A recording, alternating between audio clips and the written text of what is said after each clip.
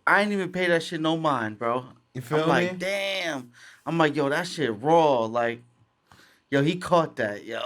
And it's like, and when you look at it from like the double and the deep meaning, it's like, bro, that's so crazy because on the surface level, you're only thinking about the diss record. But then when you look at the strategy between it, the two records back to back, the Blue Jays cover back to back, you beating Meek back to back. You gave Meek, you for every one Meek sent, you sent them two. It's like, bro, he didn't That shit stand was a an extra chance. slap in the face, man. He didn't stand a chance. And it's like, yo, Meek, you feel me? I ain't got nothing against you, brother. I love the music. I'm gonna be very frank with you. It's just the singles is tougher than the albums. And I'm not gonna hold you. It's not a gripe on you. That's probably what a lot of artists go through. Yeah. It's hard to make a good album. Wait, excuse me. That's why I understand why they say, well, like Erykah Badu is like, we're sensitive artists, they're sensitive about our shit. It's because, bro, making an album is hard. And for you to go and say that it's trash or you don't like it, it's like, bro, I spent 9 months making this. Or, hey, you get what I'm saying? Like, you go make an album and tell me how that shit comes out. You feel me? That shit, and you call it my shit trash, your shit's probably fucking Garbaccio. Hey, man, but if it's trash, man. Yeah. You should be happy if someone tells you it's trash before it comes out so you can make it better. Nah, you right. Right now, I'm sorry. We're at the point of the podcast where I just want to strictly talk about the wild and outrageous shit. What you got?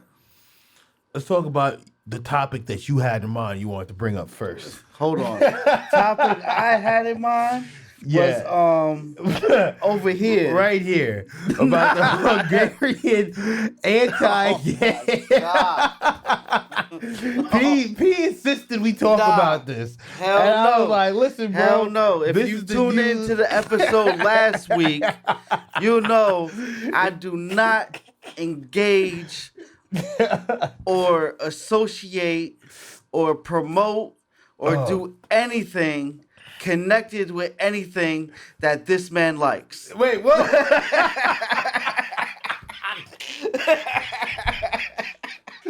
Oh, this nigga's on fire! Oh shit! Okay, all right, let's see how you play.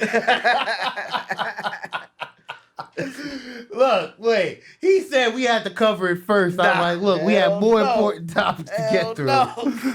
Hell no. But look, let's just dive right in. Pause. Oh, God. An anti-gay Hungarian politician has resigned after being caught by the police fleeing a 25-man orgy through a window.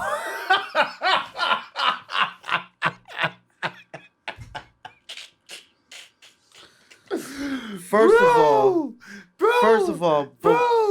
all, when you brought this shit up to me earlier, right? The way you explained it to me was you was like, yo, did you hear about the Hungarian politician? He's all against gays and he wants to ban it from the country, ban it from everything. Like if you involved with it, it's harsh sentences or wasn't possibly deaf. And then you was like, yeah, he got caught in a 25-man orgy. I damn near fell through the floor, bro. Hey, yo, oh my goodness, yo, P, I'm about to fall through the floor now. Just fucking listen. Fam, this shit was the most hilarious shit I have seen in fucking weeks. Yo. I have not, listen, bro, this is the Just type of... off of this headline alone, 2020 is fucked up, bro. Bro, 2020 could not get any fucking crazier than this. This, matter of fact, this article, honestly, this could kind of embody 2020. So a member of the European Parliament representing the Hungarian Prime Minister Viktor Orban's Fidesz party has resigned from his position in Brussels after he was caught leaving what reports to be described a 25-man orgy on Friday. Holy shit. That's a lot of sausage being passed around. Whoa. P, could we wait? I need some discretion. Could we get some context on this, please? You're Bro. 25 man. Holy shit. Whoa. Wait. Joseph Cesar. I'm sorry if I butchered that. Resigned on Cares Sunday. if you butchered it. You shouldn't even give credit to say his name, bro. Yo, we need to properly identify with the man who got caught climbing out this window. Please, you feel me? Don't want to get any false accusations. Resigned on Sunday after he admitting to breaching Belgium's strict lockdown rules to attend a sex party. Oh, whoa. Politico reported on Tuesday the police found 25 naked men at a gathering, including Cesar and some diplomats. Whoa, the dips was in it. Holy shit. The Belgian newspaper La Denaria, I apologize, I gotta work on my foreign exchange, reported the newspaper quoted a local police source saying that we interrupted a gangbang. Holy shit. Holy shit. Wait. I'm not laughing at the gangbang. I'm laughing at the fact that they described it as we were interrupted. Like, I'm sorry. Did we disturbing something here? Hold up. They should have ran in there drawing shots, bro. Oh my God, this shit is too fucking hilarious. I am so sorry. Orban's Hungarian government was curtailed LGBTQ rights since he... Wait. Let me say this again. Orban's Hungarian government has curtailed LGBTQ rights since he was elected prime minister in 2010. Cesar, who fronted Fizar in the European Parliament, helped rewrite Hungary's constitution to protect the institution of marriage as the union of a man and a woman. The Times of London has reported. So listen, oh boy, he's all about making sure a man and a woman. He wants his country ran straight. No funny business. No funny business. I salute that. Yeah. I salute that. I can't get... So Cesar, a right-wing politician and an ally of Orban, climbed out of a first-floor window and was spotted fleeing around the gutter in a public prosecutor's office, said. A source close to the investigation told Politico that the officers were called after the complaint about a nighttime disturbance. Oh, man. They were interrupting a gangbang. Of course, there's 25 cocks being passed around. How quiet could it possibly be? Like, wait, they clearly wasn't social distancing. Do you think they were wearing masks? Wait, Pete, do you think they were following the proper social distancing guidelines that the CDC had in place for gatherings of 25 people or more? That shit, Corona is just getting passed around in there. Corona and any other type of STD. Like, dog, this shit is not right, man. Wait.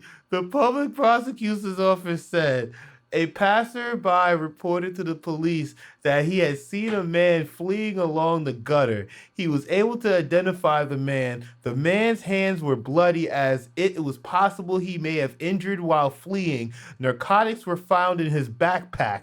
The man was unable to produce any identity documents. He was escorted to his place of residence where he identified himself as S.J. 1961 by means of a diplomat passport. Dips? I don't think this is what the diplomats representing. Nah, hell no. I strongly disagree. Cesar on Tuesday said that the president was at a private party and apologized after the police asked for my identity since I did not have ID on me. Of course, why would you have ID at a 25-man gangbang? Who's I? Wait, what ID? No. He's going to a fucking 25-man gangbang. I don't think ID is one of the precursors. P, what do you bring to a 25-man gangbang? What? How can I answer that question? No, I'm just saying. Like, if you were going to a gangbang of this magnitude, what would you pack? Drugs? I don't know what I would pack because I would never have the invitation to one of these things. You know what I'm saying? It's not funny. That's not a joke, bro. That's for real. How would you want to... What made you come up in your mind to ask me a question like that?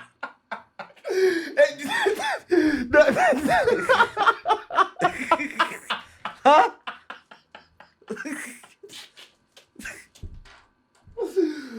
Oh, like I'm supposed to know what to bring to one of these fucking things. All right.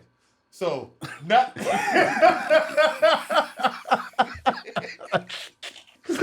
Oh my God, bro! I am sorry. I am crying. I'm sorry. Yo, this is. All jokes aside, my bad, P. All jokes aside, but yo, this shit is fucking hilarious. Bro, Shit is sick. This is, wait. I'm not gonna hold you. Wait, I'm not even done reading because there's probably more wild shit. So we got a fucking diplomat in Belgium who was against fucking, who's all for creating a marriage for man and woman, caught in a 25-man gangbang. So, like, wait, I'm sorry. This shit is almost some like, what's that newspaper back in the day that had all the fake headlines and the, what was it? The Inquirer? Yeah, I think it was. What is it, like, like aliens Like you getting like the fucking in the foods at the grocery store. This is some shit you think would be on their fucking front page. Yeah. This is some shit like this. This is some Inquirer. So you really got tears coming down your face, bro. This I'm sorry. Yo, I'm sorry. This is fucking hilarious. I am so sorry, bro.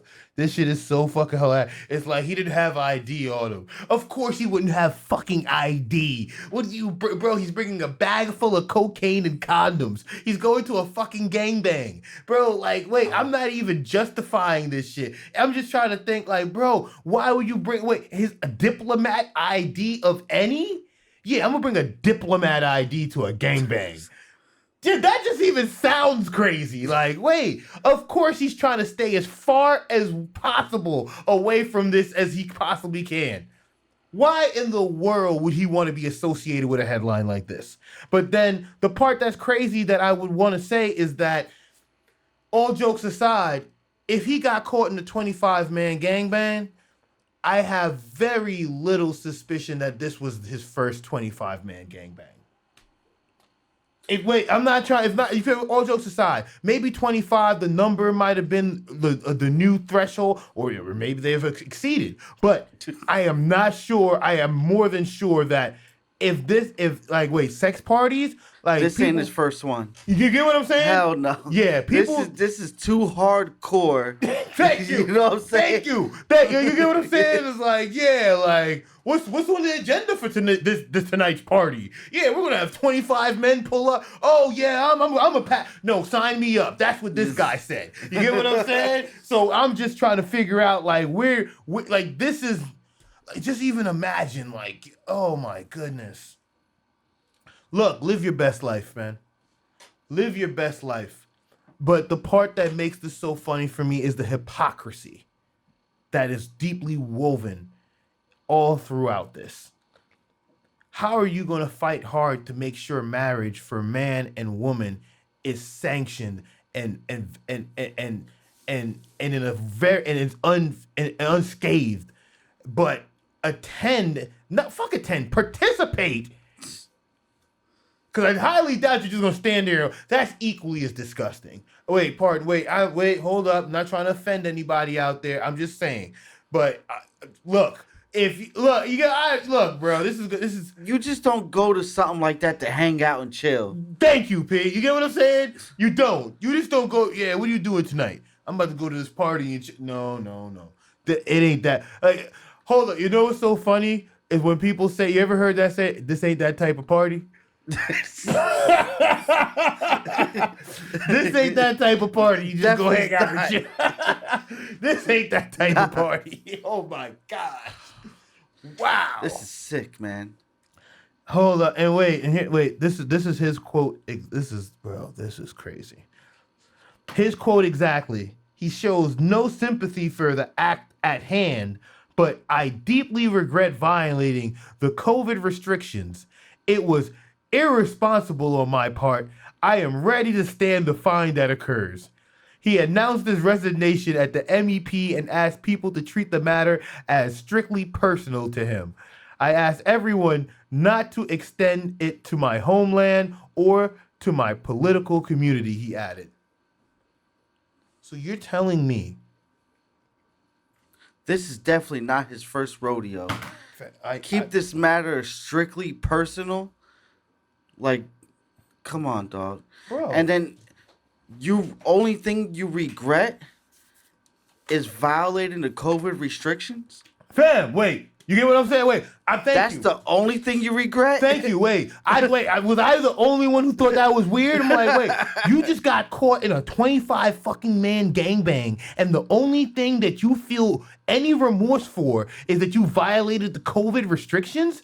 Let alone what you represented in your company, in your country, what you stood for, the laws you tried to get passed and sanctioned, and maybe it's me. It's me. Nah, it's definitely not you. It's something wrong with this guy, man. And if the penalties in his country for this is death, so be it. Like, if he dies, he dies. If he dies, wait, that's your quote for 2 shows. Hold up, bro. We got a slogan going. If he dies, he dies.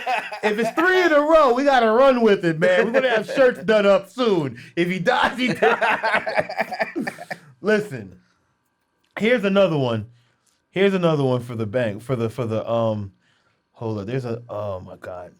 All right, where do you want to go? Both of them are equally wild, but one is wilder than the other. 1A or 2A? Let's start here. Right. I like the weirdos. Wait. That's how you know how crazy he had to decide. He's like, I don't know. They're equally as provocative. It's equally as what the fuck? Like, hold on, where you finding this, yo? Yo, shout out to Piff Beats, yo. He be on the deep dark web. Yo, I'm not gonna hold you. I can't lie. I got time for the bullshit. We see. We see.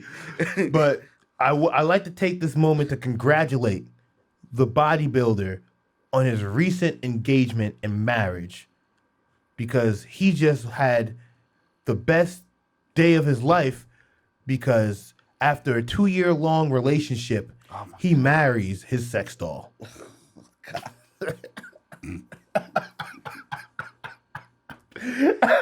Oh my God, yo. I just had to verify. Is there footage of this guy and his sex doll? Of course. What, you think it was not going to be footage? Hold up. Hold up. Wait, hold up. Come on. Yeah, we need to load these photos, man. Chill. We got to load these photos. Come on, Firefox. What are you doing here? Firefox?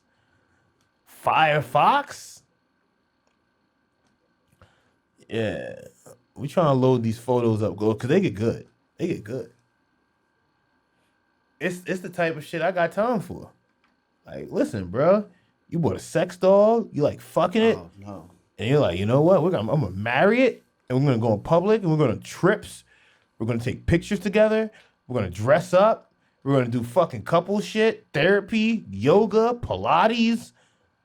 Like. What's the name of the people that have the right to marry you? And what's the name of them? You know what I'm talking about? What you mean? People can you could do it. You could take the course and get the license, and you can start marrying people. Oh, I know what you mean. Oh, the fucking dude that fucking the They marry people. reception, not the reception. No, they. I know what you mean. It's the dude. You go to them to get married. Yeah. What type of person with that license would allow this? A Kazakhstani. Wait, hold on. You got to be kidding me. Why would I, bro? We're here for this. We're here for this. A Kazakhstani bodybuilder, Yuri Tolochko.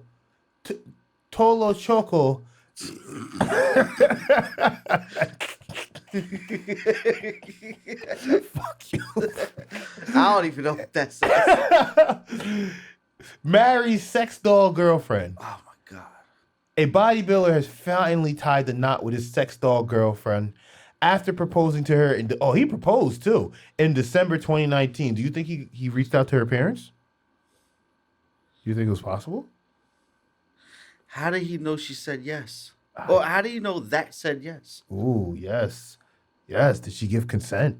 Is this another Me Too? Does the sex doll have rights? Yo, fam, this gets deep. This gets deep. A bodybuilder has finally tied the knot after proposing to her in December 2019. He decided to pop the question to his silicone senorita last year. Last year, but their March wedding was delayed because of coronavirus. Okay, COVID is over here hating on the fucking newlywed. They got an Instagram. Hold on, so rubber dolls can catch COVID? This shit gets weirder and weirder by the second. It was delayed.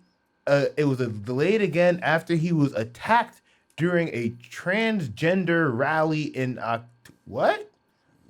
But they are finally man and wife after the ceremony could go ahead. It was not always being plain sailing for the couple. Fuck all this. Let's look at the pictures. Right here. This is the marriage. They got marriage video? It's 11,000 likes.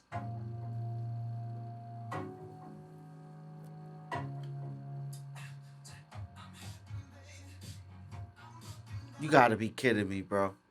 Yo. You gotta be kidding me. Wait, people actually... What?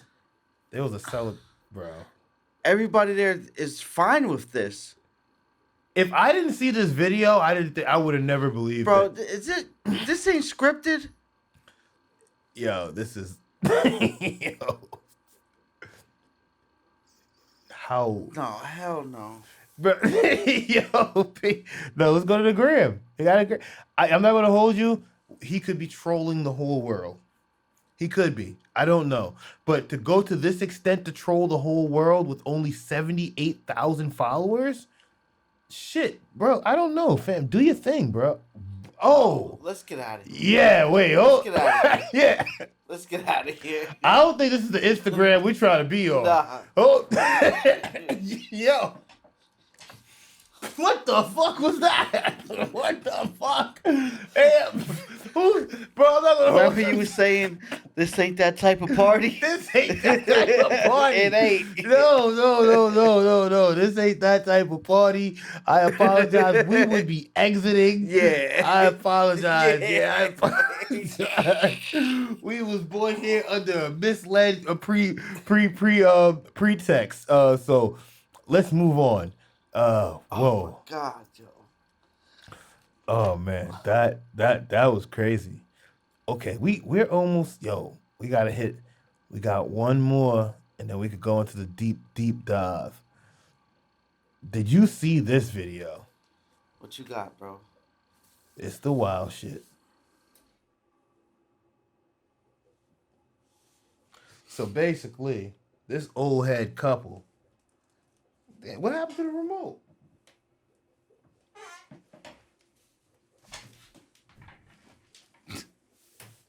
Shout outs to my dumbass. But right here. So this old head couple, we're going to put this on the full screen. I would like to know what SP would do in given situation.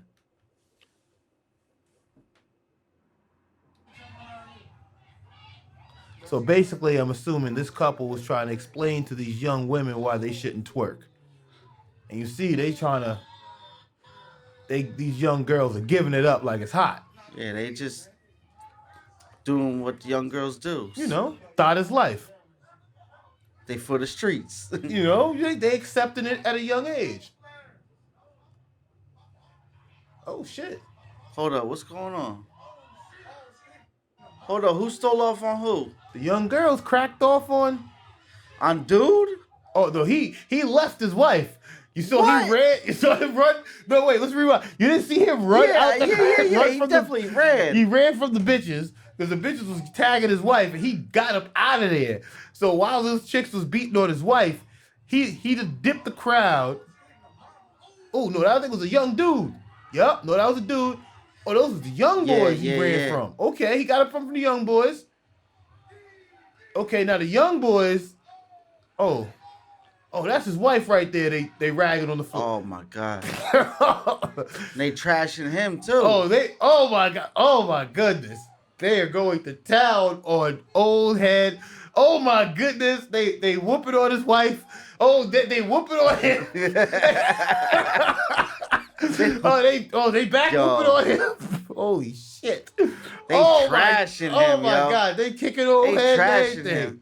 Hold up, they're doing all of this in front of a cop car, and I don't see that one cop around. Where is this at? I have no fucking clue. And I think they stole her pocketbook.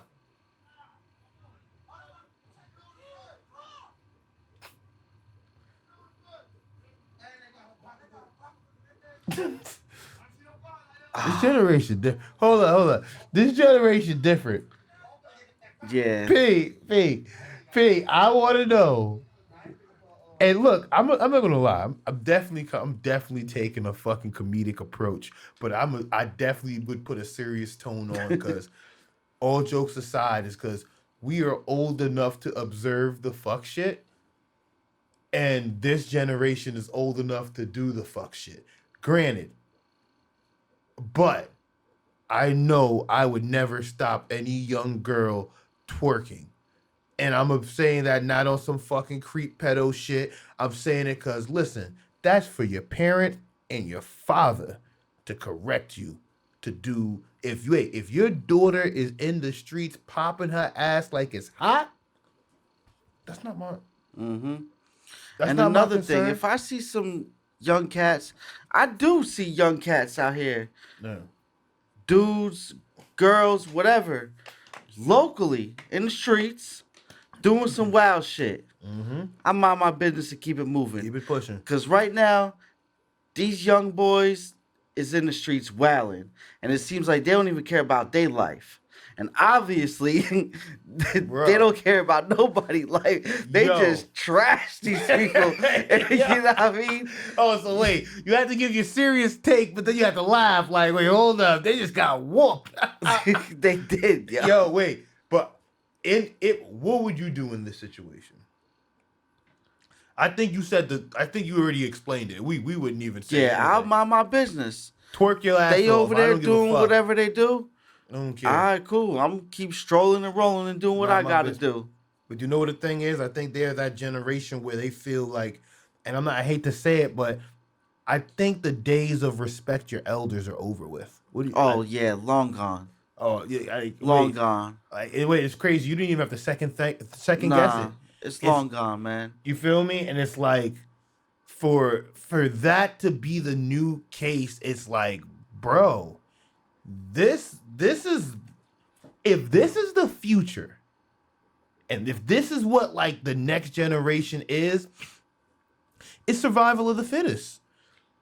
And like, bro, I'm not gonna hold you. Granted, like I said, we like, I think we're old enough, or our listeners are old enough to know, like, we're gonna mind our business in this situation. Mm-hmm. You feel me? Granted, and like I said, it's none of our business. That's their parents' job to come and correct. But I understand why they would even say that. But at the same time, like, yo,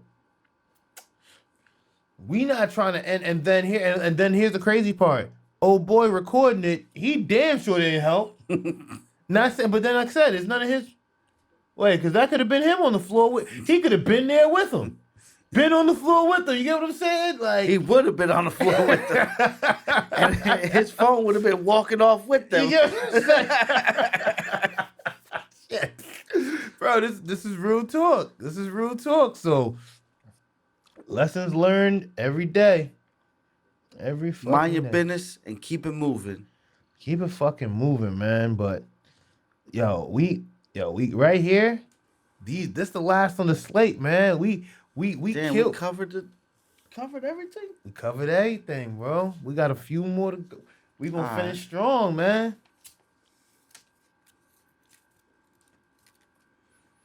What you digging into, Piff? Let's go with the verses, man. All right. We got a shit ton of verses. I ain't gonna say a shit ton. We got 3 major verses talk, 3 big verses announcements, and they all have official validity to them. So we must take them all seriously. First, Ashanti versus Keisha Cole. That would be coming out next week, depending when you're hearing this. But that would be December 12th to give a date. So December 12th, lock in, Ashanti versus Keisha Cole. The announcement has just been released via BET that French Montana and Jim Jones will face off in a versus. Then, I'm just gonna add in my opinion. That's not a versus anybody would ask for. It's not, but wait, we gonna deep dive on this one. And then we got Dipset versus G Unit or D Block via the Joe Budden podcast. The call-in between Swiss Beats and Jim Jones confirmed that Swiss is setting up a Dipset versus, but he's trying to see which one would make sense. And we'll deep. Where do you want to start? Let's start with the light one. Let's start with Ashanti and Keisha Cole. Yo, I think it's gonna be pretty dope, yo. Really? Ashanti and Keisha Cole, but I'm gonna keep it real. My opinion on the versus battles, it's cool, it's dope, but I don't want to. Seeing artists is cool and all that. I liked it having the producers on there, like when it did RZA and Premier. They did other ones too. I think it was Scott Storch and Manny Fresh maybe. They did Scotch and Manny, and I think they did some R&B. They did Teddy Riley and Babyface. Okay, but and it did somebody else too. But anyway, the artist is cool, but I want to see like producer against producer. You know what I mean? Because I learned so much on that RZA versus Premier shit. Oh, and I think they had Little John too. He did one. Word? Yeah. Probably. I don't know. But anyway, like Ashanti and Keisha Cole, I think it's gonna be good. Am I gonna tune in? I'll probably tune in. Who am I gonna go for? Now, this is my view on that. I think the older cats might rock with Ashanti because we damn near grew up with her. You know what I'm saying? Like, not grew up with her, but we were in our prime when she was out. You know what I'm saying? Facts. But can't sleep on Keisha Cole. Like, she got talent. But to me, a lot of her songs, she's crying too much, dog. I ain't trying to hear that I should have cheated and all this crying, never knew what I've been missing and all that. Come on, man. Go cry somewhere else. But it's 2 tracks. It's probably more, but I'm going to give Keisha Cole 2 bangers. Were they sung to your soul? That no. Oh wait, I thought you were setting it up like, yo, these were my jam. I'm gonna give Keisha Cole 2 tracks that Ashanti might have no work for. Oh yeah, I think I know one of them. Last Night with Diddy. I knew it. That's number 1. Yep. And then I don't even know the name of the other track, but as soon as you hear Missy Elliott's voice going, "New Keisha," it's a rap. Yeah, that's crazy. I know what you're talking about. But you can't sleep on Ashanti either. But them 2 Keisha tracks, it's fire, yo. I'll say this. This is a weird one because one, I personally didn't think Keisha Cole had the fucking arsenal to go up against Ashanti because me either. When you look at it, and like we was just bigging up Irv Gotti earlier, Murder Inc. They was on a run. They had nothing but hits, and they sprinkled her all over them. So dog, she got a hit with Fab. She got a hit with Fat Joe. Yeah. Ashanti got some bangers. Yeah, man. So it's like, it's really like where, but she got a lot of feature work. And that's what I think really separates her from Keisha, because a lot of Keisha's joints was one, herself alone, solo single records, and then two, it was a lot of album cuts that really like came out and separated. Because on her first album, like I personally wasn't a Keisha Cole fan. She a bad one, like she a good like look like she got some good hood pussy, but. You feel me? I'm just assuming Miss Keisha Cole is a respectable woman. I'm only assuming that. Let me just continue. But Ashanti is a bad one too. Look at her. Woo, smoking hot. Just being honest, this could be the battle of the bad bitches. But at the same time, I look at it like, yo, Keisha, I think she made more music for the hood chicks. And Ashanti had a lot more bigger pop records that the moms could connect to. And I only say that because her records was like, say some of those big Ja Rule or Murder Inc. singles, those left this universe. Yeah. Like they were huge. But at the same time, I think Last Night and Keisha Cole had a few of her own that was like, but then I think Keisha, I'll say this, I think Keisha is more known for her singles and her solo work, and I feel that if we was going to go head-to-head in a battle, in a versus, that Ashanti would have a decent track record, but I think I would go with Keisha. I just like the way she look. She look mean. Yo, that Last Night joint with Diddy was a banger. Yeah, man. Look at that, bro. I'm telling you, and I may be sleeping on Ashanti, but it just may be that I didn't listen to the album, but I don't doubt that she didn't have any good ones, but I wouldn't say that, I think Keisha, I'm rocking with Keisha, man. I am rocking with fucking Keisha. I'm sorry. This is going to be a good versus battle. I'm not going to lie. I might check in. Depends where it goes. Depends what they wear. It's all on the fit, son. Bro, have you seen what Ashanti been looking like as of recent? Nah. Bro, let's go to her Instagram. She is not playing right now. She is not playing. Like, she is out here talking. She's giving up all the fucking smoke. But, like, she must be unfaithful because Nelly dropped her like a bag of potatoes. Oh, shit. You feel me? But at the same time, right here, her Instagram. Yeah, mama. I ain't know she was in movies. She got her little acting on. Yeah. She probably got a picture hopping out of the pool, first one. Okay. She got the verses up there. Oh, yeah, she got it. But then when you look at her, all right, she got some respectable photos up here. I like that. Shout out. But then, yeah, it gets spicy. Then it gets spicy. Oh, yeah, mama. Oh, talk to us. Talk to us. This is like softcore porn.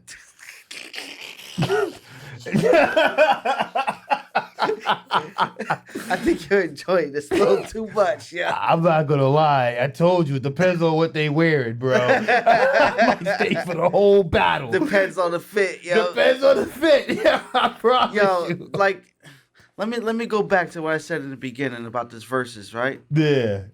The artist thing is cool, but I'm kind of losing interest, man.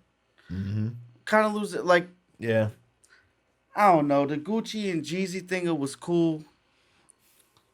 But I lost interest in it a little bit. You know what I'm saying? Outside of the drama and the hype, which was very well, like, yo. Even let's go back to the Jada and Fab, yo. If it wasn't for Jada, I'm going to keep it real. I don't think I would have watched it. Yeah, I agree. Same here. You know what I'm Fab, saying? I don't think... And it's nothing against Fab. He's from our era, too. I think he's hell of a dope, well-established MC. But when you just look at it, I don't think, like... I'm not bumping Fab albums like that. I think, like, with the topic that you got up with the Dipset versus G-Unit or D-Block, I think that'll be dope, like a camp versus camp. Yeah. Or what I think would be a dope one, me and my mans, Dewan was talking about this the other day. We both think it'll be dope. the Cats was talking about looking for someone to put Jay-Z up against, right? Jay would never do it. Yo, but I think he should do it, but not on just Jay-Z. He should do Rockefeller. But see, look, now this is what me and my mans was talking about. Bad Boy versus Rockefeller. Yo, I think that would be interesting to watch. I saw a media takeout. And more, I think it'll be more interesting than watching two artists going, because camp versus camp with different artists playing music, and you're learning more about different artists that you didn't know. I learned a lot through that RZA and Premier battle, yo, that I didn't know. No, like certain Kanye tracks I didn't know. The Biggie track RZA did, I had no idea. No, real talk. And then it's crazy you said that, is that I'm only trying to piggyback of what you said. Camp versus camp. Dr. Dre versus Diddy. It might actually happen. Really? And if this goes down, it's like, I saw this. I was like, yo, I saw this on Media Takeout. Dr. Dre has NWA, his early work, his late work. He bought Eminem out. 50. Mm-hmm. Like, it doesn't. Then you got Biggie, Mace, the L.O.X. Then you got your late work, the come home from Paris, the making a band. Drake could go back to the Death Row, man. Yeah, Puffy go back too, man. Puffy got artists, Craig Mack, but fucking who else, man? Yo, 112. Come on, bro, Mary. Yo, you know what's wild, yo? Puffy over there cheat. Look at Puffy, yo. He got the scammer smile, yo. Oh man, keep it funky, yo. That's the scammer. Yeah, I just yo, got 10 con bands. man 101 look, yo. Oh, I swear. The reason why, yo, you know what I thought of when I was looking at his smile right there? Him laughing with the ice on the neck, you know what I'm saying? The designer coat on that he probably made, who knows? Yeah. But him just over there laughing like, yeah, damn near everybody that was signed to me only dropped one album, and I'm rich, bitch. And he's like, I own all their fucking publishing. Like, yo, but bro. keep it real. Who dropped more than one album on the Bad Boy? Biggie. While he was dead. I'm talking about alive. Who dropped more than one album under Bad Boy? Who? I can't think of nobody. Black Rob. He dropped more than one album under Bad Boy? No, Lil' Kim. Under Bad Boy? Yeah. Lil' Kim. Hold up. Lil' Kim. Hold up. I'll have to think. That's a good one, though. Bad Boy albums.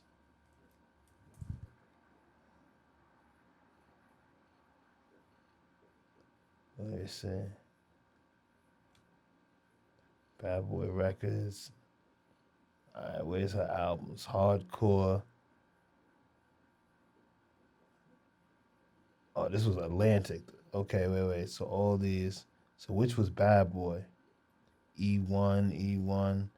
None of these was Bad Boy? Nah, she had to have a Bad Boy album. Yeah, compilation, mixtapes. Yeah, this ain't accurate. But I know Kim had at least 2 albums under Bad Boy. You sure? At least.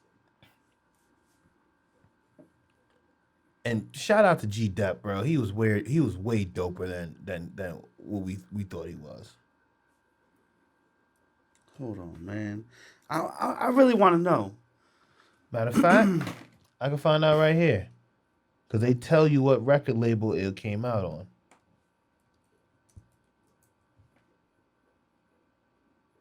Boom. We're going to pull Lil' Kim up right here. It says, I don't know how true this is, but it says originally signed to Big Beat Records, an Atlantic subsidiary. Kim's debut solo album, Hardcore, was released. Yeah, no, I'm wrong. Damn, I thought, why do I think Kim was on Bad? But damn, P, do you have a fucking bit right here? Yo, what artist dropped more than one album under Bad Boy? I've been trying to find that out for years. I don't think there's anybody, bro. Type it in. Just type that in. Yeah. Who dropped more than one album on Bad Boy? Something might gotta come up.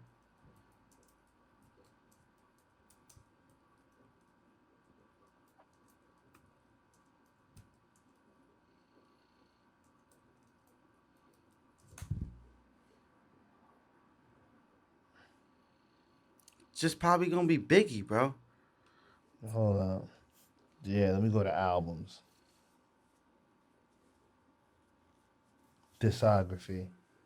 Biggie, Craig, Faith, Total, 112, Biggie, Mace, The L.O.X. Faith, we got two Faith albums. Oh, word? We got two Faith albums. Hold on, we got two. Wait. No, this is singles. Wait, is these albums or singles? Yeah. Discography, right? Yeah, these are albums. Yeah, albums. Then, so Faith Evans. And Total. Total? Yup. Because we got Total right here, January 1996. And then when you go down, got Total again, wow. November 98. This is news to me. Yeah. Then 112. Mace. 112 dropped 2. Yeah, because 112 was up here again. Yep, they dropped 2. And you said Mace. Mace is right here. And then Double Up. I never knew this. Dang, wait. And then Big. But yo. Shine. I forgot. Shine dropped 2 albums. Yeah. Shine. Yup. With Bad Boy? Yeah, both of them. The first album was on Shine, and the first one, and then the one he was in when he was in jail was on Bad Boy. Really? Yeah.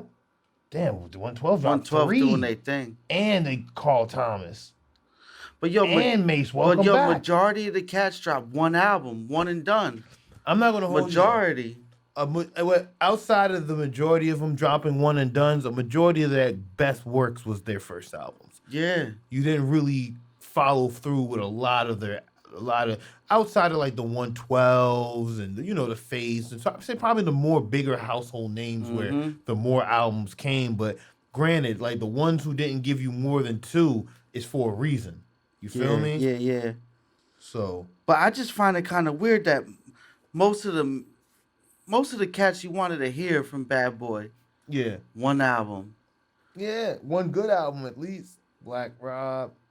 And it's so funny. I was thinking about that because I was like, yo, if Black Rob do a verses, and I was bumping Sean, I was bumping Whoa, and I'm like, bro, I was like, that album was kind of dope, yo. Like if I'm like,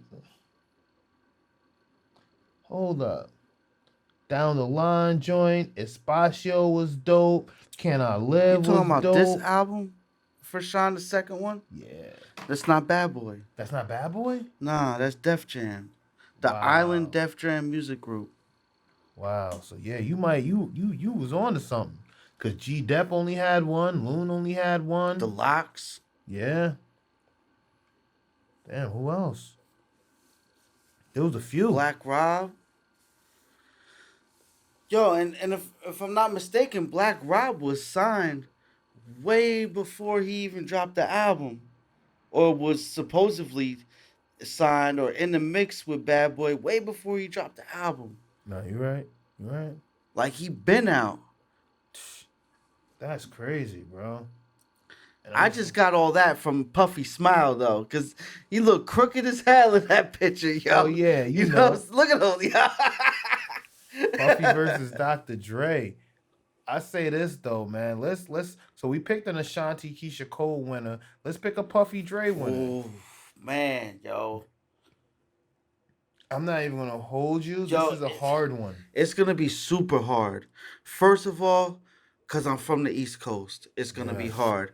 The bias. Yo, Puffy's gonna play shit that I grew up on. Yo, when he comes out and plays "When the Sun Don't Shine Forever," long that it's here, that it's by the victory. Oh my gosh! But what if he comes out and he fucking plays? Is it nothing but a G thing? Who, Dre? Yeah. Oh my goodness! Like, wait, granted, it don't hit the same, but it still hit. What about when Puffy comes back? It was all a dream. I used to read Word Up magazine. But don't forget, he got the No Way Out album. But hold up, But if they do it, I'm gonna be honest. I think they would do it like, they're gonna have to do label. It's gonna have to be, he's gonna get his best Biggie cuts. Yeah, his best L.O.X cuts. He's gonna go with some. I see this as, because aren't they both labeled as producers? Moguls, producers, I guess. Yeah, producers. Yeah. It'll be like what I was talking about at the beginning of the topic. Producers. Producer against producer. No, you're right. If they do artists against artists, where if it's just Puffy's work versus Dre's work, I might have to roll with Dr. Dre. If it's just solo Puffy work against solo Dr. Dre work. Sorry, I gotta go with Puff. It's easy to say Dre right now. Puff had more albums, better albums, bigger hits. And they hit harder because they're close to home. Yeah. Wait, that Bad Boys for Life hit a little different a few years later. I don't know what part of the beat that is. I do not know what the part of the beat that is. That Penn Station blood got you out some other shit, son. Smoking all that bum piss. Hey, yo, that bum piss definitely got me fucking cooking right now, bro. Shout outs to the fucking plug. You know who you are. Yes, brethren. But fucking, I'm going with Puff. The East Coast bar is definitely, because it's definitely, even when I hear it, I'm gonna be like, oh, just like man, you said, the first record you named, that's a Puffy song. Yeah, definitely is. Victory is a Puffy song. Definitely is. So, I'm sorry. I'm going with Puff. I'm sorry. I'm going with Puff. You got a traitor in the room. But let's move on. I'm not gonna say traitor, but let's move on. It's Puff don't got too many hard tracks. You gotta be fully biased, man. Here we go, Puff man. don't got that many hard tracks. I don't care if we're losing, we're winning. No, Puff is smoking his boots. He's sending them Chuck's Holmes unlaced. I'm sorry. Puff is pulling up in a pair of fucking Timbs, double soled, not the B soles. Hell no, he's not, yo. The B soles. He's coming up in some double soled Timbs with some Sean John. He's taking it back. He's coming with some Sean John jeans. Oh my goodness. He's gonna have the jumper on, the jean jumper. He's gonna have the jean jumper on with the Timbs, with a shiny jacket. Chill. It's a wrap. It's a wrap. It's a fucking rap. I'm rocking with Puff, man. I can't go against Puff, man. I don't think they should do like artist versus artist. They should do producer versus producer. Dre as a producer, Puff as a producer. I think it'll be more interesting. I agree. Because that's how it started. And plus, we need to get more producers in it because I feel like they're taking the easy road by doing the artist because the artist is a more household name. Because, like, let's really be honest. Not every producer is a household name. True, very true. Like Jay Dilla, despite his popularity, he's almost like a cult following. Mm-hmm. Like I found him to be very popular. And Ninth Wonder, I find Ninth Wonder to be extremely popular. Yeah. But I find them to be kind of like culty almost, if that makes any sense. Like, so it's more so that some of these producers, I think even being on the platform is like a look. And this is crazy even saying that because they have records. It's crazy, but I'm saying, like, what producers say outside of a Pharrell? Because I already gave us Scott Storch them. A Pharrell and who? He's the only one I don't think that graced the stage that has a name big enough that's in the household. You feel me? Mm-hmm. Happy was huge. His Neptune shit was huge. The artist he produced for was huge. Nori stuff. You get what I'm saying? It's like he has a track record. It's just that I don't think there's any other producer of that magnitude that could come out and compete on that level. Right. Like, and then even I'm trying to think, and like, who do you even put up against Pharrell? if you say the Dre and Puffy boom, who you could put up against Pharrell? Honestly, trying to think. I don't know. Maybe. And then it's like I got some names, but then again, they're not big names like Pharrell. So that's the thing. Their records are bigger than them. Right, Pharrell is equally as popular as his records. So that, like I'm saying, who? I don't know. I believe they did Little John. And plus, that wouldn't be a good matchup. No, hell no. I said it would have to be someone on the East Coast. Cool and Dre, maybe?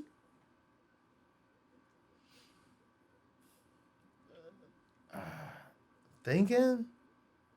Cool and Dre. Just Blaze? The disrespect. I don't know who else big the name, dog. I'm gonna keep it real. I don't know who else big the name. You're absolutely right. How could I not think of Just Blaze? But then again, this is probably me being a fan.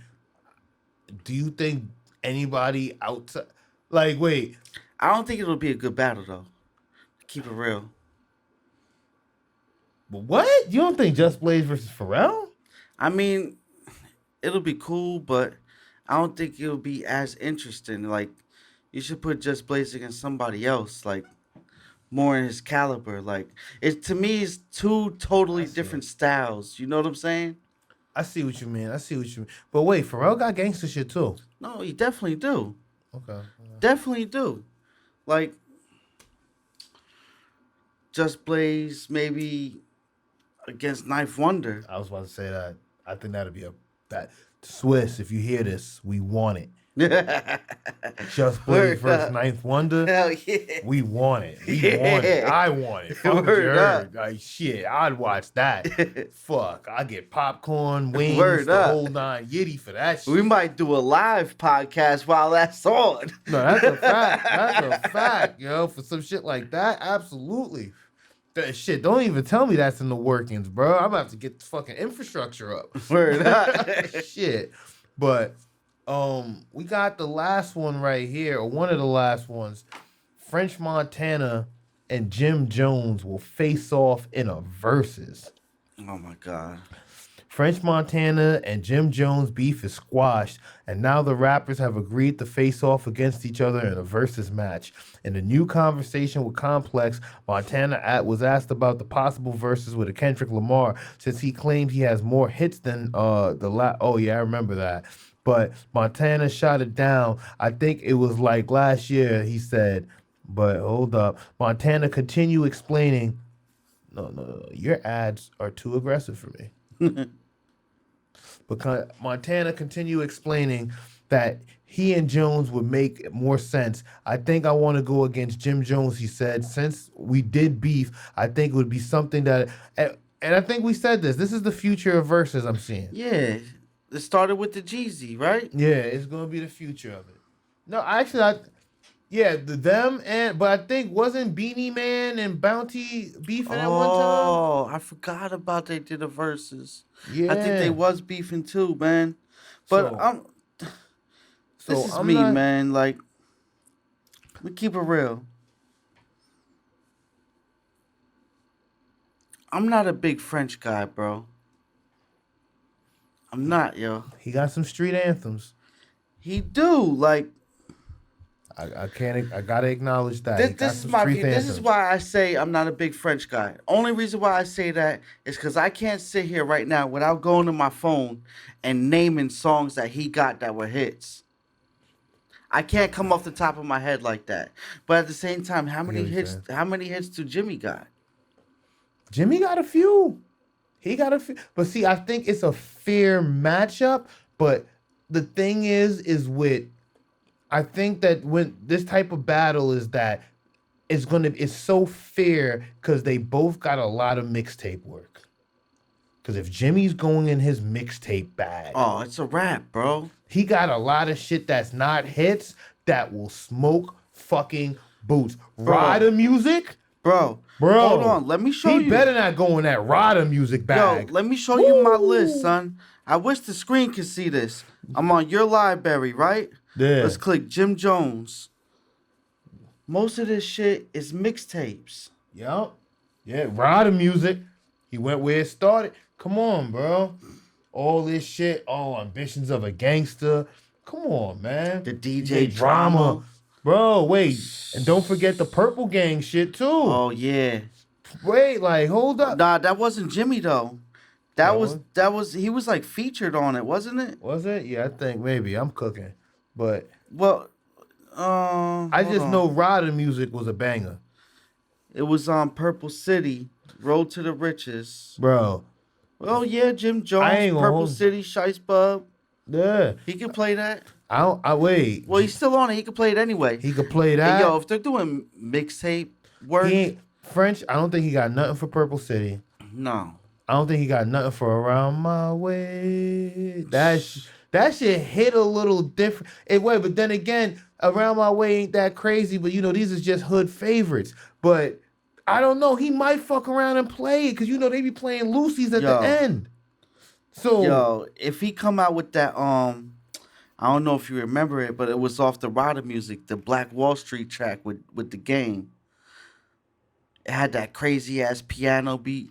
Black Wall Street Gang, they banging. See the block, they G'd up, G's up. Dipset, we ride. Yo. Let me see. I'm gonna have to pull it up. Hold on. Can I hit it off here? Yeah. Yo, banger. You don't remember that? No, I got it. Son, this was in the black radio era.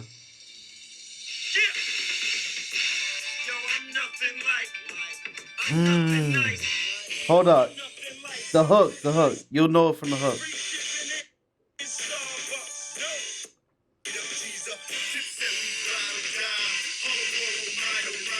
Hold up.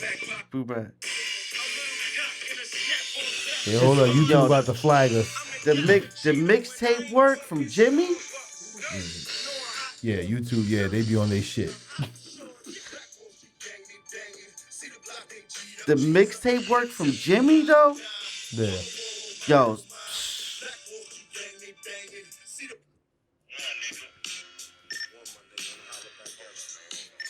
That mixtape work from Jimmy is nothing to play with, dog. Yo, we might have to mute this part, but wait. Oh, nah, it's all good. You know, YouTube, they be wailing.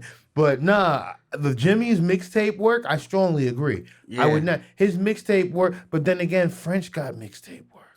Yeah, but nah, man. None of his mixtape work has came, to me, anywhere close to Jim's, bro. I agree. I'm rolling with Jimmy, man. I can't hold you. I'm rocking with Jimmy, too, bro. I'm rocking with Jimmy. No disrespect to the Aki, you know what I'm saying? But, yo, bro, Jim, man. And Jim might come on some bullshit, too, because Jim already said he be on his bullshit. Mm-hmm. So this might be on some fucking Gucci. Jim might play a diss record. Yeah, but at the same time, though, I think this is not a versus battle that anybody would ask for. I agree, but I think French got sleep. I'm sorry, but I'll say this. I think French got bigger records. Recent, bigger of course. records. The joint with Drake. The Stay Scheming. Bro, the fucking shit with fucking No Stylist.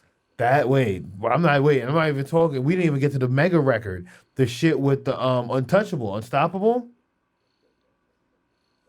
Oh, you know it. I probably do know it. I probably do know it. It's just that. Wait, when French put Unforgettable on, Jimmy ain't got nothing for that. Jimmy ain't got nothing for that. That's the first song that comes up, too. Unforgettable. When he put something on, he ain't got nothing for that. That joint is like out of this universe fire. Yeah, well, I'm rolling with Jimmy, dog. Nobody's gonna change my mind either. And I'm gonna keep it real. Through the verses, if I watch it, I'm rolling for Jimmy. Like, nothing's going to change my mind, dog. And I don't know. I just got... the hate is real on this side sometimes, yo. I ain't And mad. when the hate comes out, it just comes out and there's no switching it up. There's no switching it up, yo. Yo, bro, I'm not even mad. Look, I think I'm not gonna hold you. I'm rocking with Jimmy too, but I also believe that French has some bangers. So I'm not even gonna say it's a landslide. I think it's gonna be very close. I actually think we would be very surprised with the amount of bangers that French Montana has. Definitely. It's almost to the point that I agree. I feel that it's Jimmy's mixtape work and Dipset work that's gonna really keep him in this. Yeah. And don't get it twisted. You could use all those records because those are your records. They shook the city when they came out, and you feel me. They probably inspired a lot of what French did. So let's not take away from it. But a lot of these French and Drake joints, oh boy, you feel me? Or just some of these regular. Because the thing is that I'll say this: French is not an album artist. Jimmy is. He's an album. He's a mixtape artist. French is going to give you singles. Yeah. And when he gives them to you, they're going to bang. Mm-hmm. It's just no denying them. But it's the truth. When it comes to some of those Jimmy joints, French could probably give you 5 or 10 records that you'll be singing the whole hook and probably the first verse to. Yeah. No doubt. Wait, I'm not taking that away from him. Because he just gives, they're just those type of records. He just makes those type of records. But Jimmy, he giving you something that's a little bit more gutter. Mm-hmm. You might have to put the kids to bed. You feel me? But that's what I like though. Like I'm just not into French, dog. Put it like that. I'm just not into him.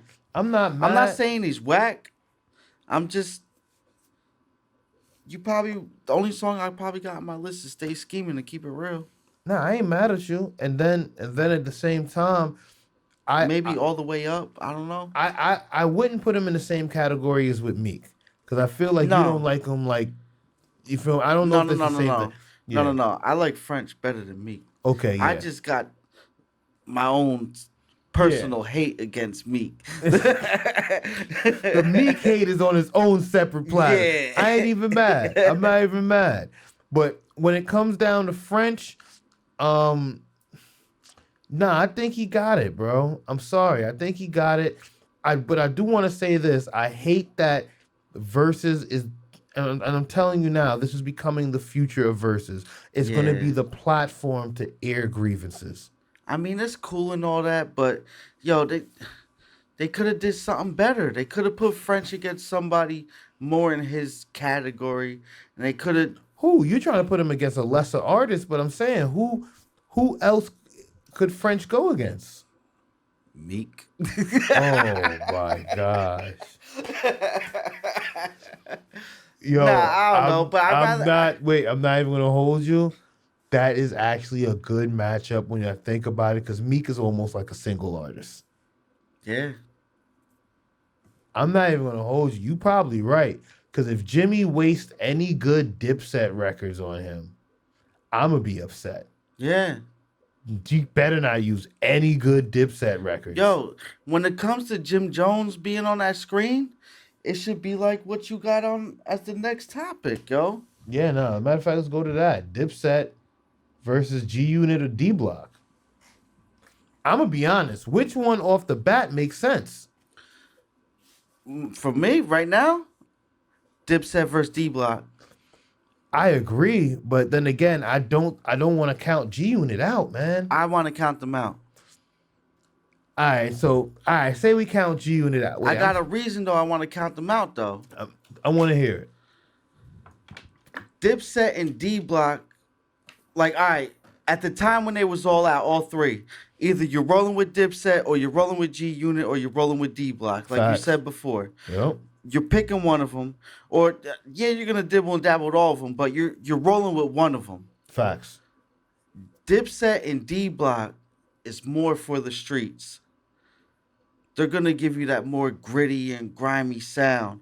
Yeah. G Unit, they got some gritty and grimy sound too. I'm not gonna take that away from them, but it's a little more watered down, ready for the radio. If you get what I'm saying, like they're more, they're more commercialized. They're more prepackaged. That's like, what you mean. Dipset versus D Block. It's like street versus street, like this hood versus that hood, like Harlem versus Yonkers, pretty much. Yeah, I agree. You know what I'm saying? I agree. But then again, only reason I don't want to count G Unit out because there was tension between G Unit and both these crews, and I personally think. But then again, it goes back to like I was saying, this is going to be the platform to air grievances. It's like if it's going to tie in with that, put it like this. If it's going to tie in with that, instantly no. So that's going to count out G Unit versus D Block and Dipset versus G Unit. Like they had G Unit and D Block had their little rap battle beef or whatever. Yep. You know what I mean? But I just watched a Sheik interview and he straight up said like that shit stayed strictly music and never went any further. Like he said straight up, like in so many words, like G Unit was soft. They didn't want to take it any further. But and then he brought up when they had beef with The Rock. And they was talking about I remember that. How gangster them Philly cats was on it. Yeah. Beanie Siegel. Remember back in the day? You don't see it no more. Well, I don't. Yeah. Or maybe I'm not paying attention. Driving around all the hoods, it used to be vans wrapped with artists' names on it. Yeah, damn. Yeah, you remember that? Yo, Sheik Luch was saying on the interview with it might have been with Vlad, and he was saying the L.O.X van was riding through Philly. Just so happened to go down through South Philly where Beans is at. Beans was on some gangster shit. Yo, hell no, we got beef with these cats. What he do? Rip the driver out the van. What? Like, yo, get out. You ain't riding through my hood with this shit. Bro. On some gangster shit, yo. Bro. And, yo, like, Sheik was saying, like, how that beef was real, and them and the G Unit beef was like, all right, you play your song, we're gonna play our song type shit. That's like G Unit didn't want no sauce with D Block. that's crazy because I never even heard that story, yo. Yo, I'm telling you. That's wild, bro. Yo, Sheik even said it. He was like, yo, I couldn't believe how thorough and gangster these cats from Philly was. He's like, no disrespect to Philly. I love Philly, one of my most favorite cities, but back then, I ain't know they was coming like that. He's like, for them to rip the guy out of our promotional van, he's like, that's just some gangster shit. Bro, that shit is beyond me, bro. That's like, yo, but then again, like I was saying back in the day, but this is still, early 2000s, whatnot. But just niggas bringing that 90s element into it, bro, you couldn't beat but that's why niggas chose a side. Yeah. Because there was no double dip and double dutching. Nah, man. You feel me? I'm with the op and I'm like, no, nigga. Who are you with? You gotta choose one and choose one fast. And yo, let's keep it real. That was the G Unit versus D Block type thing we're talking about, right? For this. Yeah. If Dipset goes against G Unit, right? Let's say they do. G Unit's album work is not as hard as Dipset's album work. Like, I agree. You're gonna get more party music off that double disc was so crazy. Yo, off the G Unit, you're gonna get more party music and more music for the women. Yeah. Like on some lovey-dovey type shit. You know what I'm saying? Which ain't nothing wrong with it. It's cool. Mm-hmm. But if Dipset battles any of these camps, I say do it mixtapes. Battle with the mixtapes tracks. But you can't leave that diplomatic immunity. Hold on. No, bring that in too. Yeah, it's cool. But because it was a lot of some of them cuts was on the mixtapes too. Yeah. But yo, you still gotta knock G Unit out. Cause yo, you're gonna think of the Dipset Volume series with DJ K Slade. I think it was Dipset Volume 1 to Volume 5, I believe, right? Was it 4 or 5? Yeah, 5. All right.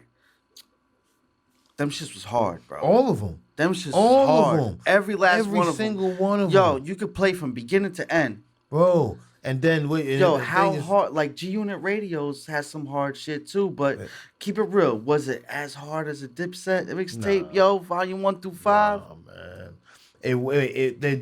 There wasn't as hard because then they were doing a lot of, like you said, more commercial remixing of tracks and stuff. And then here's the crazy thing: some of those remixes made it to the radio. Yeah, they were playing the remixes more or in tune with the real song. Mm-hmm. So I'm like, yo, that's just crazy to be like they're playing their remix behind our record like it's the real shit. But that's neither here or there. It's just that when you see it all come full circle, I do believe what you said is that G Unit they had some street shit. Definitely did. But even with their street shit, I think it was still prepackaged in a way. Some of it, like they didn't have a lot of "What Up Gangsters," Many Men. But then again, that's just 50. You feel me? It's like you got to kind of go to 50 and like. Yeah, what's G Unit gonna play? A whole bunch of 50? Stay G'd up. And I'm not gonna hold you. I'm not even gonna hold you. This is real talk. I didn't even know that was a G Unit song until like many years later. Because J.Hood and motherfucking Styles.P. Yo, shout outs to J.Hood. Big shouts to you, J.Hood. We appreciate the love that you showed on that post. But this is real talk, no fan talk. I did not know that was a G-Unit beat. Because I think the first time we heard that, was it the K Slay or the Who Kid tape? I think it was a K Slay tape. Yeah, it was K Slay, right? Yeah. It was a shout outs to K Slay. Oh, word, right? Shout outs to K Slay. You know what I mean? Dez, you feel me? You know what I mean? Hold up. Throwback K Slay right here. You know what I mean? So but yo, this goes back to the beginning of what we said. You didn't know that was a G Unit track because back in the day you had to pick a camp. Dipset, G Unit, or D Block. Yeah. So there was a lot of G Unit shit I didn't hear. I didn't hear that G Unit album. And I know it sounds crazy now, but I didn't listen to that shit. I was rocking with D Block. Them niggas was beefing. I was like, fuck that. Yeah. Fuck G Unit. I'm with D Block. I'm riding out. These my niggas. You get what I'm saying? Fuck all of that shit. But it's now when you look back in hindsight, it's like, yo, they was bodying so many of their beats. And I'm like, and then I'm not going to hold you. And it sounds crazy because I bring it up is that what J.Hood and Styles.P did to stay G'd up. And bro, you was there. You remember, bro, the fuck, we couldn't even listen. Bro, I can't even, I think the Stay G'd Up is the original. Yeah. Can't even, it don't even sound, nah. Bro. Stay D'd up. You get what I'm saying? Yo, shout outs to Hood, but Styles, whoa. We're talking what? Early 2000s Styles.P? Yeah. Holy fuck, bro. Holy fuck. This guy had demons. He was Styles.P and that Styles.P still an animal now. Yeah. To me, right now, a lot of cats don't want to go into. I think that's that K Slay regulator work. But continue. I think. I think so.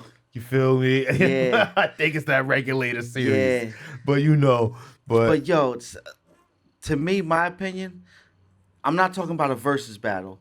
I'm talking about just a battle, like rap battle, like, yo, you spit and I'll spit. A lot of cats don't want it with Styles, even now to this day, bro. No, that's a fact. Styles is highly slept on. Yeah. Highly slept on. You know, they kind of cornered themselves in a way, but then again, I don't think I see the thing is I don't think they slept on. I think they actually get the proper recognition they deserve. It's just that they cornered themselves into a niche market that you feel me? They never really, like, even their mainstream shit wasn't that mainstream. Because think about it, like his Styles.P, A Gangsta and Gentleman, the single was I Get High. Yeah. Don't get it twisted. It was a fire song. We needed that for the culture, the smokers, and everything. But compare that to In the Club. Or the shit that Jay-Z was doing at the time. But it goes to, like I said, Dipset versus G Unit or D Block. Dipset and D Block was strictly for the streets.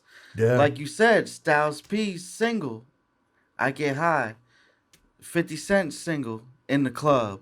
Yeah. No, you're right. You're right.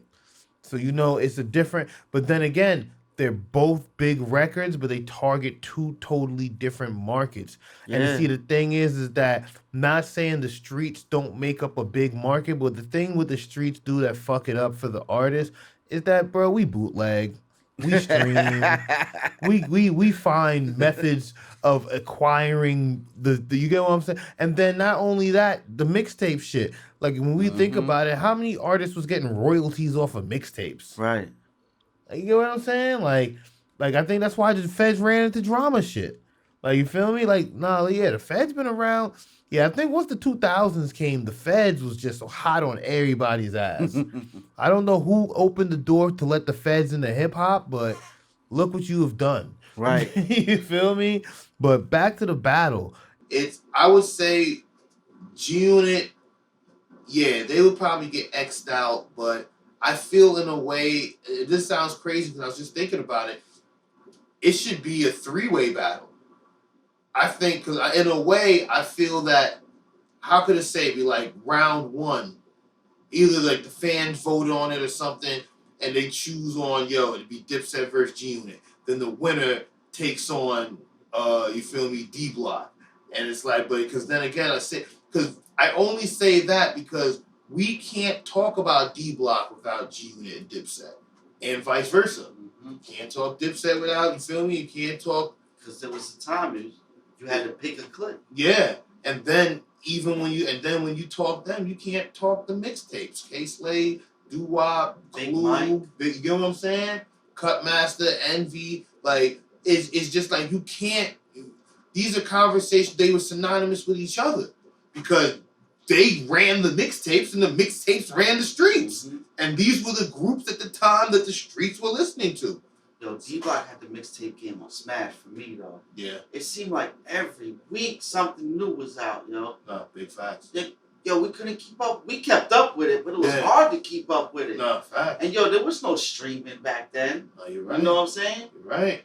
So a lot of this shit, like the way it sounds crazy, you had to trust your mixtape dealer at the time. Yeah. Because say like when we was going to get some of these mixtapes, but like remember like not everybody who sold CDs back then sold street mixtapes. Right. Some people sold R&B mixes. Remember, like shout out to Henry. They shout out only old school. People sold blend. They sold club CDs. Yeah. Like you get what I'm saying? So like if you wanted some like good street mixtapes, you had to really know who to go to. Yes, and like shout outs to Habib.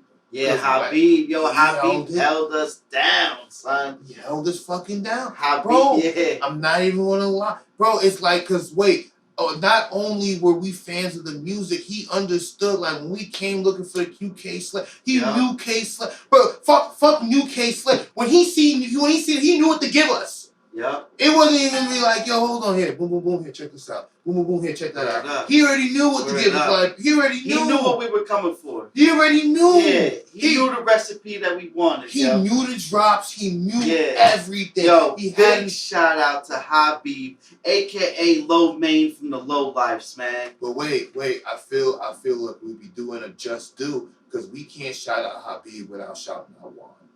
Oh, word. Because Juan was the one who originally put us up on Habib. Yeah. I remember because this conversation that we are having now about trust your mixtape person, we were like, where are you getting these? Oh man. It was like a Super Mario D-Block mixtape. And I remember we was chilling in the buildings. Yup. I mean doing what we do. Yup. Juan pulled it out, he's like, yo, we gonna bump this. Yo, where'd you get that? Yo, no, matter of fact, we was like, yo, let us hold that so we can dub it on tape. And Juan took that shit back fast. He's like, hell no. Go see Habib. Yeah. and that's where it started. It was like, he was right downtown in front of RIP VIM, because I think it's what the Noble now. Oh, no, Express. No, it was in front of Express. No, he wasn't in front of VIM. Yeah, that was Express.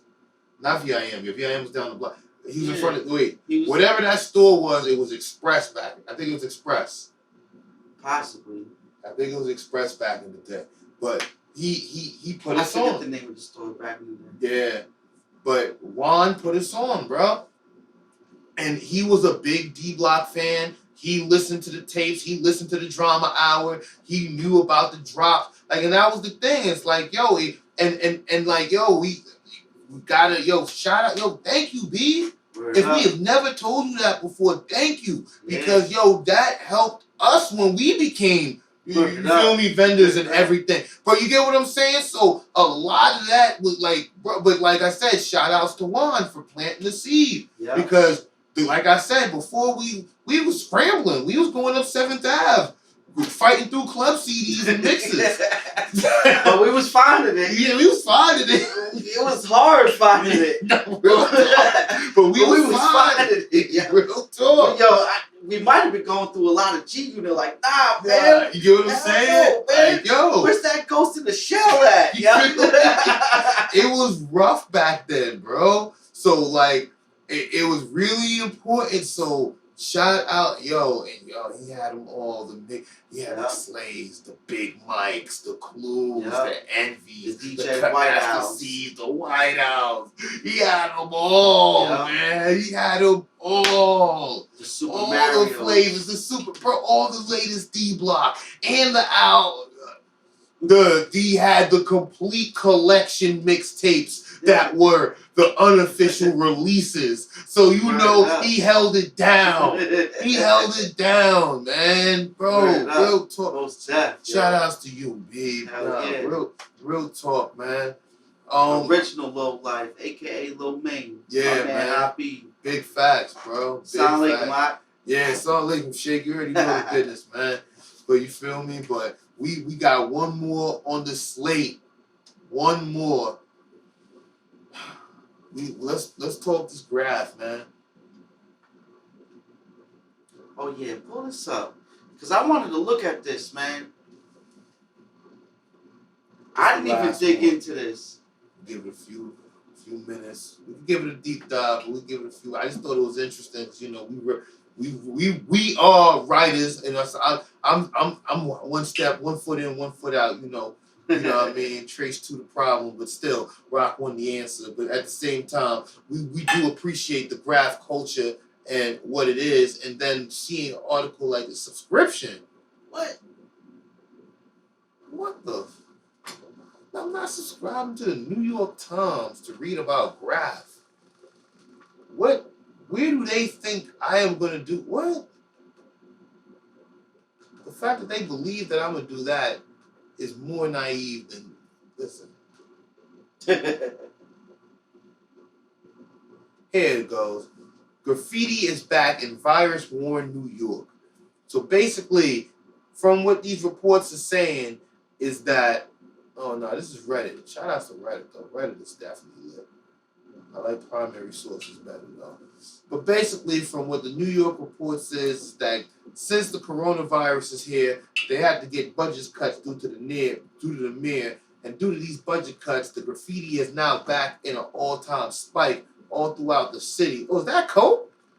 That's code. That's a New York code. Okay.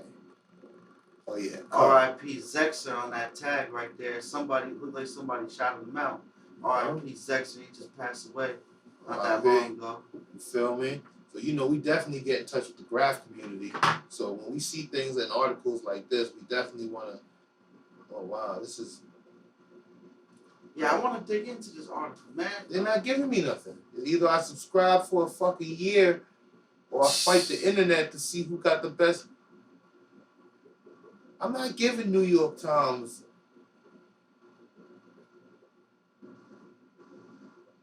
Golly, bro.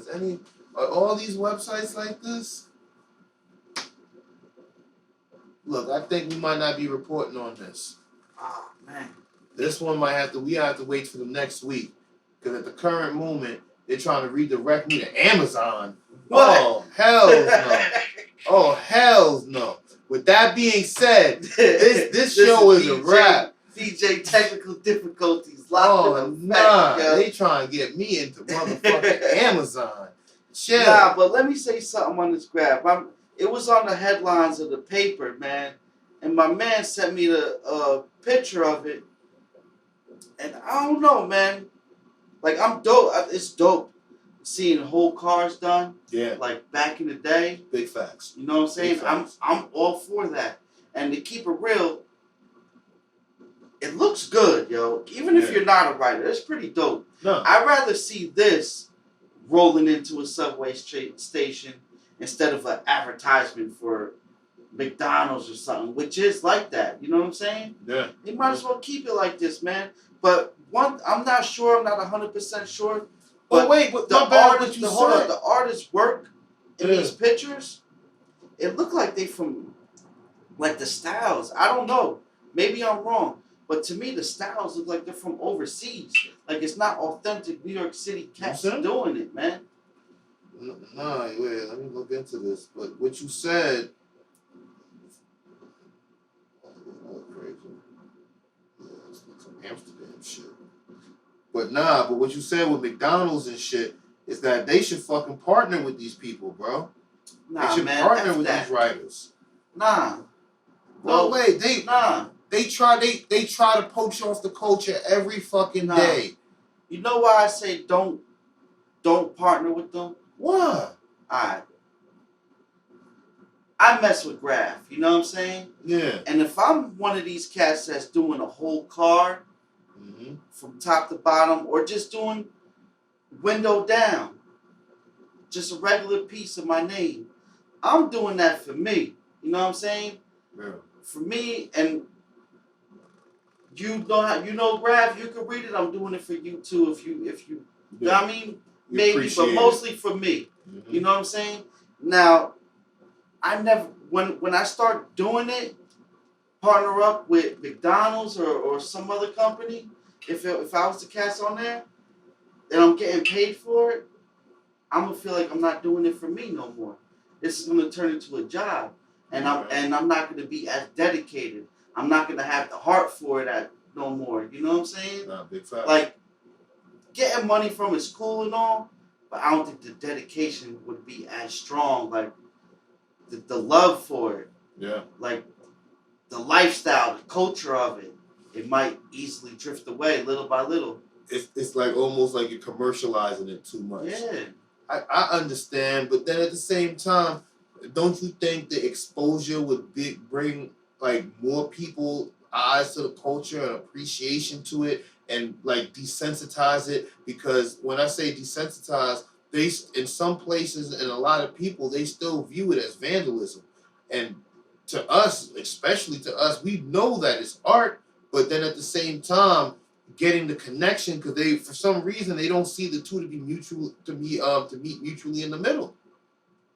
You get what I'm saying? To me, graffiti and vandalism, first of all, is two totally different things. Absolutely. To me. But I don't think it should be hand in hand, yo. Like, to the cats that do make money off of it, they're doing little canvases, putting up in art galleries. Cool, yo. That's what you want to do. Do it. I didn't get into Graph for that, though. That's all I'm saying. No, facts. It's for the love, it's for the culture. No, absolutely. Yeah. And I agree. That's the same thing, especially with production and everything I do. We do it for the love. The love first, everything comes after. But then again, I do see some type of beneficial gain to the exposure that could come from being on a platform or in partners with people. Another thing, too, like, if it goes that way, say you're the cat that's bombing the trains, right? Mm-hmm. But to me, they look like they're from overseas or whatever. They probably is, they probably not. I don't know. The styles look like it, though. But anyway, say it's you. Now, you partnering, go commercial. Everybody's going to know who you are now. The way I got taught about Graph, you do your work and try to stay unknown. No, true. You know what I'm saying? No, you're absolutely right. But then again, isn't part of the being unknown is because the way they treat it and the way they criminalize it? Because say in a way, if they didn't criminalize it and they made it more mainstream, it would be more socially acceptable. It'll be watered down, though, man. It'll be watered down. Yo, it's a lot of legal walls out now, right? Yeah. You showing me something. I painted a lot of legal walls. I'm keep it real. Well, yeah, I paint a lot of... Yeah, he paints all legal walls. For the record, all walls are legal. All. I just painted a legal wall this past weekend. It was cool. Like, no diss shot to anybody that paints legals. Yo, shit's fun. It's fly. You can take your time, make something nice. You know what I mean? Yes. Cars just gonna stop. Oh, damn, yo, look at that. But it's a whole different feel. Like, I don't know. I guess you got to be a part of it to understand. You know what I'm saying? Like, it's hard to explain. Like, when you say you're out on the streets and you're bombing, you're that dude. You know what I mean? You hitting highways or a billboard or something. You know what I'm saying? That you're not supposed to hit, allegedly. Or if you know what I mean? Say you hit a billboard, late night, rocking it. I ain't hit no billboard. I'm scared of heights. I'm sorry. but, but say you rock the billboard. You got it off. Ain't no better feeling in the world than coming through the next day in the daylight and seeing it like, yo, I got that off. Like, yo, I did that. Facts. Now, when you ride past and it's a legal joint, you ain't going to get that same feeling. Because anybody can go there and do it. That's what I'm saying. I don't think they should commercialize it, man. No, you're right, and I do understand what you're saying. It's gonna get totally watered down, and the game to me is already getting messed up a little bit. But the game's getting wild. The game is wild. But yo, you show me some footage that I wouldn't even associate with Graph, but I'm like, this is some street nigga shit. Like, what the fuck? Yeah, like. Cats as well. Like, I'm just leave it at that. Yeah, they're wild. I don't think we could post that footage here. No. But but at the same time, I do see the benefit of when you make it more mainstream. Some of the stuff that you're saying, I understand. It's the thrill, the risk. Like, there's a lot of, like, you get what I'm saying? I did that. You know how hard it was, how to get up there. You know, and it's a little bit of, like, I don't know, life endangerment because you know what you had to go through to get there to do what you did. Like, Graph Cats is doing stuff that the ordinary person wouldn't even think of doing and what the ordinary person can't do. That's a fact. That's a fact. And then understand, you got to be quick, timing, everything. But I'll say this. I understand the thrill and the organicness of the culture because once you commercialize it, it's no telling. Because I'm gonna be honest, no telling what direction it could go in. Because a dude could come in a suit with a couple of $100 million and he could turn this shit to mesquite. You feel me? Or you could keep it organic and then you can see where that goes because. It's like, I get it, and I use mesquite as an example because if I'm correct, every shirt was originally hand painted. Yeah. Then the bag and came the in. Yep. And then the bag came in and they just started print pressing. Mm-hmm. They just started mass producing them shits. You feel me? Right. I'm like, so I can see what you mean on how they can water down a product once it gets too mainstream. But then again, when you look at mesquite, granted, it did lose the original zing that made it hot, but then when you look at the reach and the places it was able to go, granted, it lost a lot of its exclusivity and its thrill, but when you saw how far mesquite was able to go, it's like, wow. It's like they were able to get it into places. Put it in that form, like how it went from handmade to screen printing. Yeah. If the graph game goes that way, and commercialized, I think it's gonna go the same way. We're gonna have cats. Work off of this iPad or whatever, tablet or whatever, and then we're gonna print it and we're gonna wrap the train in it. That's whack, bro. I get what you're saying. That's whack, yo. I hope not. That is extreme if they ever get to that point. But it's just like putting big ass stickers up. Yeah. Nah, I get what you're saying. But then again, it's like, I don't know. See, the city, one, they have to embrace it. They see the same way they do marijuana and they decriminalize it. They need to really come in and decriminalize the fucking vandalism and everything like that. Because, you know, it's like, you look at the way and the direction it's going. One, art is art, regardless of what you think of it and how you do it. Because a lot of these pieces, they are more artistic than some shit that you see in some galleries. Yeah. More detailed and everything. Real, I'm kind of happy that ever since COVID, New York City defunded their vandalism squad, where they're getting rid of it. You know what I mean? Painting over it. I'm kind of happy about that. Not just because I like graffiti, but when I think of graffiti, think of the birthplace of hip hop, the Bronx. Absolutely. You know what I mean? They should give leadway to it out there, because, dog, it's the Mecca, man. It's where it originated from. Absolutely. You know what I mean? Absolutely. They always say, don't forget where you come from. Well, that's where that came from. You know what I'm saying? Yeah. New York wouldn't be New York without graffiti. Put it like that. Nah, it's part of the culture. It's the aesthetic of it. That's so crazy. And that's just not being on some hip hop talk. That New York wouldn't be New York without graffiti, because when people